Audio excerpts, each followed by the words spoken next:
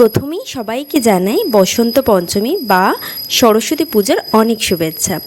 আজকে হচ্ছে সরস্বতী পুজো, আর ছোটোবেলায় এই দিনটা ছিল আমাদের কাছে খুব স্পেশাল। মায়ের কাছে বায়না করতাম হলুদ রঙের শাড়ি পরিয়ে দেওয়ার জন্য। শাড়ি ঠাড়ি পরে আমরা স্কুলে যেতাম, কিন্তু বড় হওয়ার সাথে সাথে অনেক কিছুই বদলে যায়। এবছর সরস্বতী পুজোর দিন বিশেষ আমার কোনো প্ল্যান ছিল না, সবাই আমরা বাড়িতেই কাটিয়েছিলাম। আর মাকে দেখছো, এই মাকে আগের বছর বোন বাড়িতে এনেছিল, বাট সে বছর বাড়িতে মায়ের আসতে অনেকটা রাত্রি হয়েছিল, তাই সেরকমভাবে পুজো করা হয়নি। এই বছর কিন্তু মন ভরে বোন পুজো করেছে। মাকে নতুন বস্ত্র পরিয়ে স্নান করিয়ে ফুলের মালা ঠালা দিয়ে সুন্দর করে সাজিয়েছে, আর মায়ের মুখটা কি মিষ্টি লাগছে দেখো। আর ছোটোবেলায় অ্যাকচুয়ালি স্কুলে যাওয়াটা একটা ইমোশনস তো ছিলই।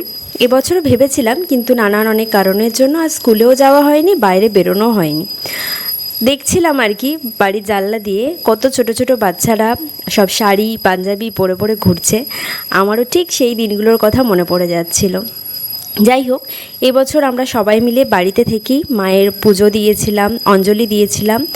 আমার মা একটুখানি ভোগ বানিয়ে দিয়েছিল দুপুরবেলা, একটু পোলাও আলুর দম দিয়ে মাকে ভোগ নিবেদনও করেছিলাম। আর এই সন্ধ্যেবেলা সোনামা একটু পুজো করে দিয়েছিল, ফল মিষ্টি সমস্ত কিছু দিয়ে। আর